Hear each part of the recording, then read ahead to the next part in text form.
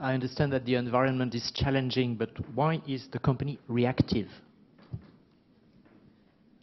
Because we think that in this environment, especially as Valerie mentioned, there are a lot of markets where the demand is growing, but Autoneum has missed this train because its sales are mainly present in developed markets, in mature markets. Therefore, we think that Autoneum has not a first mover in advantage in the Asian countries where the growth is planned. That's why that's an example why we say that it's a reactive and not a proactive. They just react and not anticipate. Let me please add one thing, not only in terms of geographical footprint, but also in terms of the innovation of the products. If we take a look at the R&D expenses, they are well below compared to its competitors. So they are not only reactive because of they are lacking the trend of going into emerging markets, but also because of the lack of investing so that they can come up with an innovative product portfolio. Where is the stock listed? The stock is listed on the Swiss exchange. And can you short it? No, there is some restriction. No. Sorry. Where are the plants? Have they announced any plants closures, and have they announced any plants openings in the in the right areas? Yeah. So there is one which has just been closed in Italy, and there are a lot of problems in France, and they have just opened a new plant in Russia, but we think that they can have some problems in Russia because even if it's a good thing to expand in growing economy, we think that the concern of the Russian economy now can be a problem for Autoneum because all the sales done in Russia will be impact from the devaluation of the Russian ruble, and we think that if the crisis in Ukraine and Russia increase, it could be a problem for oil, for energy transmission, the consumption of energy and the commerce of energy. So we think that oil price can increase and affect also the automotive industry. So in terms of their products, do you have a breakdown of revenues and profit margins? So you have interior floor, underbody, engine bay, and body treatment, right? Are these the products? Yes. Yes, we do. Yeah. Do you have a breakdown in terms of product? Unfortunately not.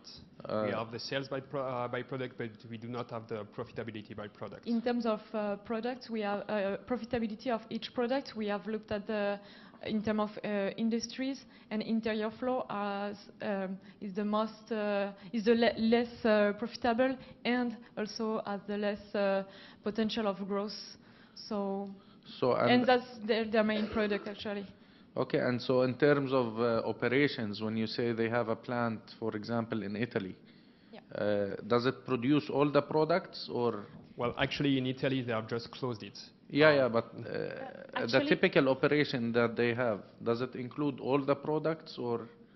Actually, it's not one product. It's a group of products. It's a category, and they are most of the time with 48% they are doing interior floor, and then they should do underbody because in the market it's the CAGR until 2017 is better for this type of product. If you want, it's a category of product. It's not one product. Thank you.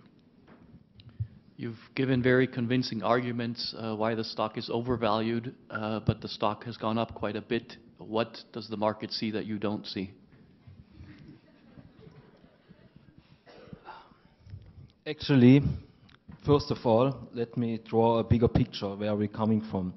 We are coming from the most severe crisis in financial history in 2008, going on in 2009. This actually hit the whole automotive industry pretty hard. So some governments like Germany set up measures to make people buying cars, right?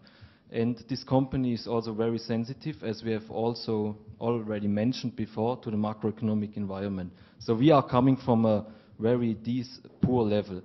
And Autoneum set up a restructuring program in 2012. And they did very well in restructuring. But we are not here to value the past. We are here to looking into the future. And based on our 4 pillars, we clearly have to say that it's a sell. They did a decent job. Investors honored it. The share price went up significantly, but right now it's not the best time to buy this company. You actually should sell it. One quick question. I haven't seen your estimates on this company, but looking at analyst estimate, it looks like at the current price of around 138, it trades at less than 10 times 2014 earnings. So at your target price of 100 Swiss francs, at what PE multiple should it trade? Like 7 times? Wouldn't it be too low?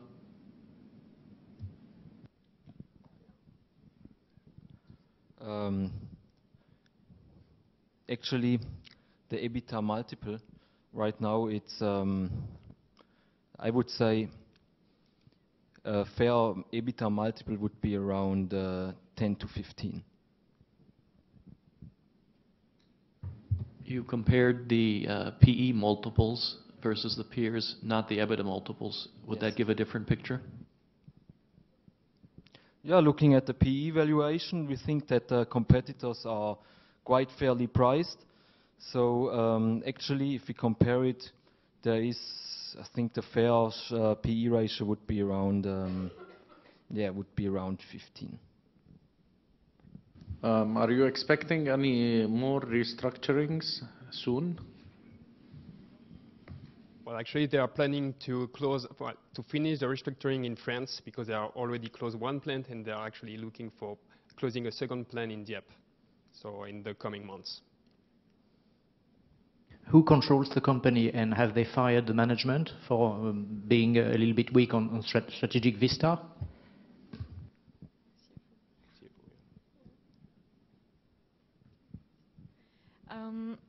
Actually, they have not fired the management, but just to jump on something, a new fact that the CFO has just left the company yesterday, so maybe it's a surprise.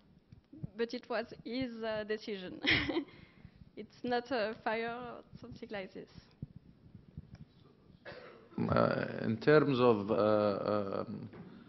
governance, is there a complete separation between the board and the executive management?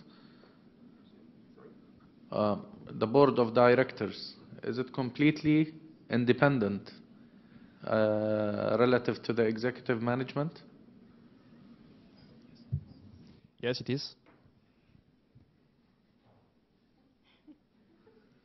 But if you want some more detail on the board of directors, we think that one negative point of this is that this company is a spin-off of Ritters, another Swiss company, and what we think that is bad is that all the members of the board of directors are coming from the past company, and we think that if you do a spin-off, it's to improve your company, it's to change something, to add new things. And if you keep the same people, it's not very useful. And there's another conflict of interest in the board of directors. The 2 biggest shareholders are actually also sitting in the board of directors. So, but we have to say that over the next few months, there will be a new board of directors. So, but so far, there is a conflict of interest because of the 2 biggest shareholders sitting there. And what's the age profile of the executive management? They are kind of around 50 years old, and 60, yeah. And they are all coming from Swiss.